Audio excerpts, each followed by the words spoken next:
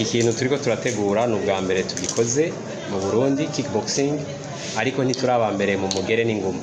Ko kickboxing bisigura umugere n'inguma. Vuga ngo rero hari abantu bakora ayandi ma arts martiaux, novuga box anglaise, box novuga n'ayandi makarate atandukanye, novuga judo n'ibindi byose.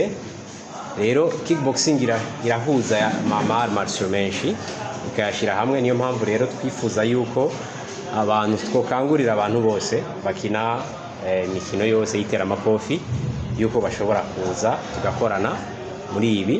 Hama rero tugasaba n'abantu, murabona hanze ama competition atandukanye, twovuga nka UFC n'ayandi ma MMA martial arts, mixed martial arts, n'ama competition hanze ku rwego hejuru usanga atunze abantu benshi juste gusa gutera ingumu n'umugere.